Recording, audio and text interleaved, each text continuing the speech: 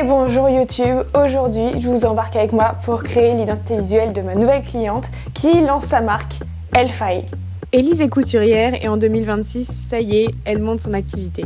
Elfaye propose des accessoires uniques créés à partir de chutes de tissu ou de cuir. Niveau image, on part donc de zéro. Elle a donc besoin d'une direction artistique pour communiquer sur ses produits, se différencier et bien transmettre les valeurs de sa marque.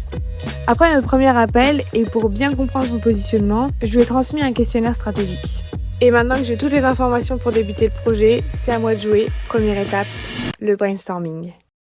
Et pour ça, rien de mieux qu'un papier et un crayon pour sortir toutes les idées de ma tête. J'en profite pour écouter aussi toutes les musiques qu'elle m'a partagées. Je demande toujours plein d'inspiration en début de projet, que ce soit visuel, des textures, des musiques ou autres. Tout est bon à prendre pour comprendre au mieux les émotions que le client veut insuffler dans son projet.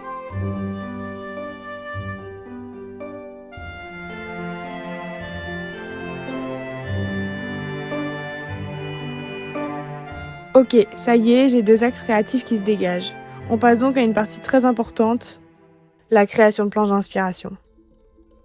Pour ça, je cherche des visuels qui m'inspirent et correspondent à la vision que je veux montrer à ma cliente. Élise veut vraiment apporter un peu de féerie dans la vie des gens à travers ses créations.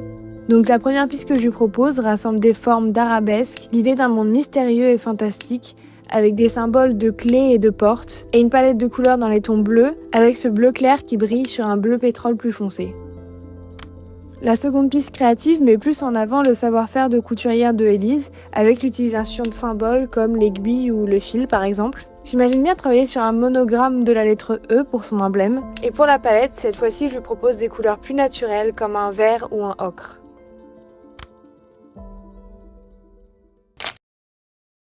Ça y est, j'ai mes 2 pistes et là, c'est le premier moment stressant. Je lui envoie la présentation et j'attends les retours d'Élise avec plein de questions en tête. Est-ce que j'ai bien compris sa vision? Est-ce que j'ai été assez originale? Est-ce que j'ai été trop originale? Est-ce que ça va lui plaire tout simplement?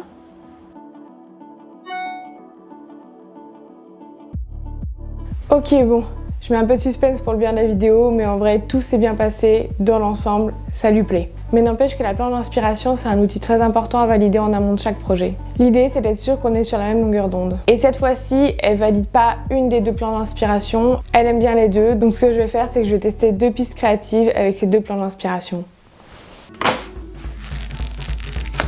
On passe à mon étape favorite, la création. Je commence par dessiner quelques formes en gardant en tête évidemment mes références, mais j'ai très rapidement un problème. Je stagne. Je refais encore et encore les mêmes formes qui sont pas très identifiables selon moi et qui représentent pas vraiment la marque. Dans ces cas-là, bon, je pense qu'il est temps de faire une pause.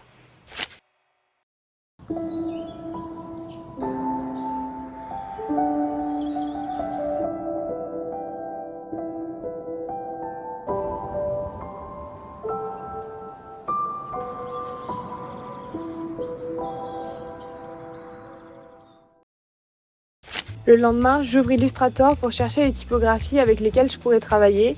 Peut-être que ça me débloquera parce que là, mes coups de crayon, j'en suis pas fan. J'en sélectionne 2 et en les vectorisant et les manipulant, je commence à chercher des formes.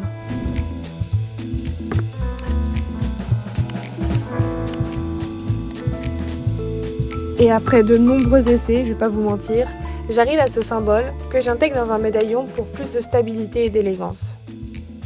Pour le logo textuel, j'avais déjà une idée en tête et j'ai trouvé la typographie idéale pour sa conception.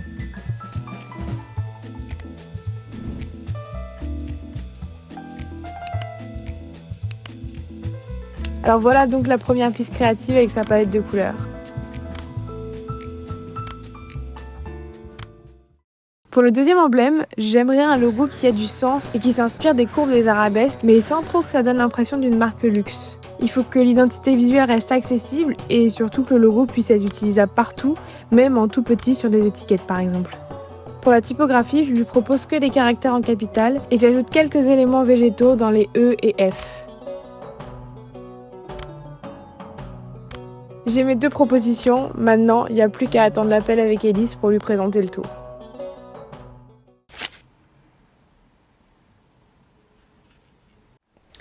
Je viens de sortir de l'appel avec Élise pendant lequel je lui ai montré du coup les 2 pistes créatives et je suis assez contente de ce qu'elle en pense. Il n'y a pas une des pistes créatives qu'elle préfère, elle aimerait bien un peu mélanger tous les assets des 2 pistes créatives. Il y a un logo symbole dans lequel elle se retrouve et l'autre pas du tout. Pareil pour le logo typographique et elle aimerait bien qu'on essaye quelques petits tests sur les logos déjà créés. Donc c'est notre prochaine étape, faire des petites modifications sur ces logos pour avoir son identité visuelle finale.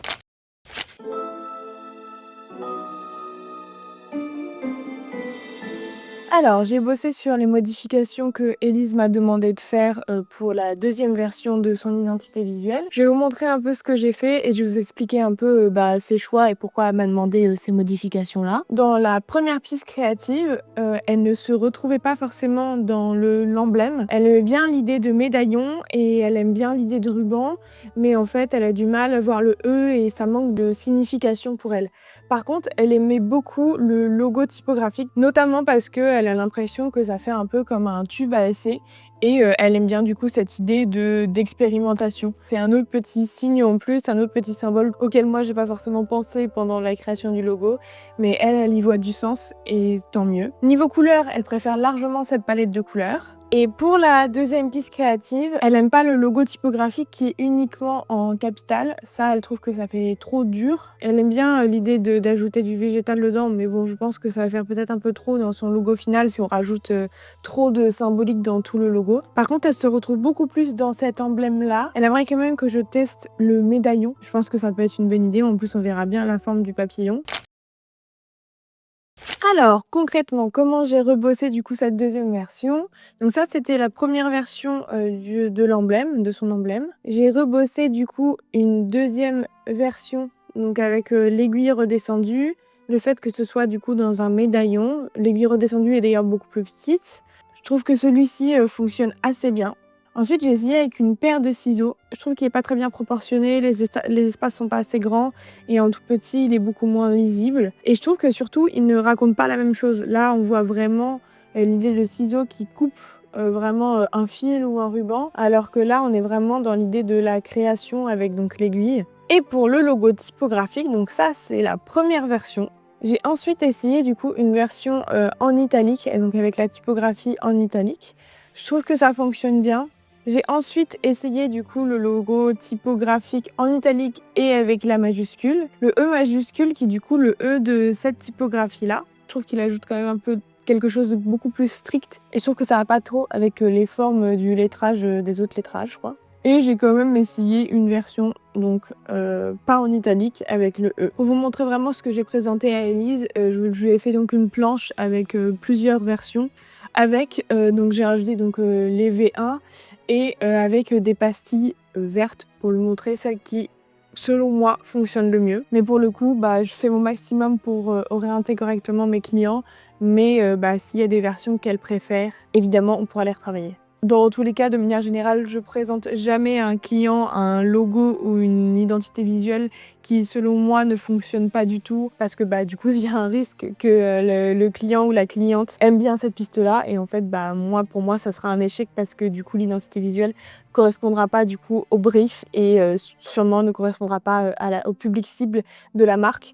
Donc, je présente que des versions qui, selon moi, fonctionnent. Je vais aussi présenter une planche avec une photographie dans le fond pour qu'elle puisse un peu plus se projeter. Pour moi, mon logo favori, c'est celui-ci. Mais Élise m'a très vite répondu et pour elle, il n'y a pas de doute. Elle préfère largement celui en italique. Mais en vrai, il est possible que je vous ai un petit peu menti. On ne partait pas vraiment de zéro. Elfé avait déjà un logo et dans ce logo, qui est d'ailleurs en italique, Élise aime beaucoup le E en majuscule. J'ai donc retravaillé une version avec ce E.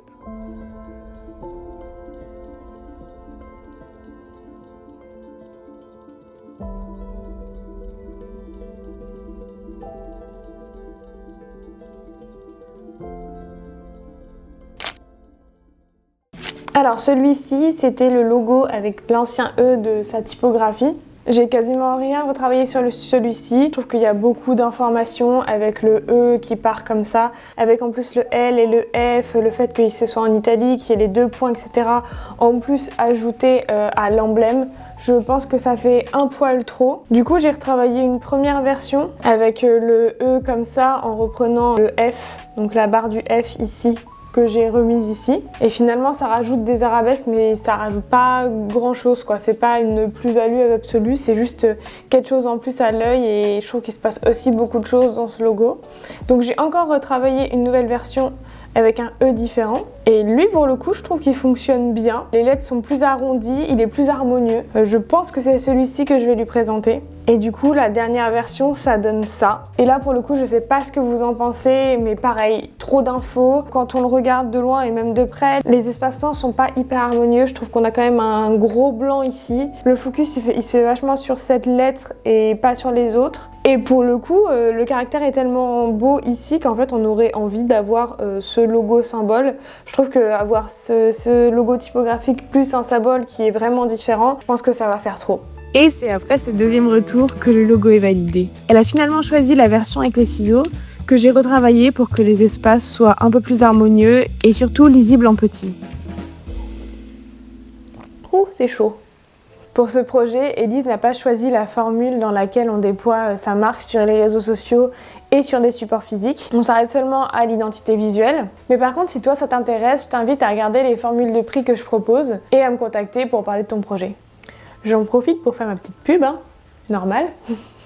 Mais le projet n'est pas terminé, hein. Maintenant que tout est validé, il va falloir que je fasse la charte graphique de l'identité visuelle. Donc je finis mon thé et puis on s'y remet.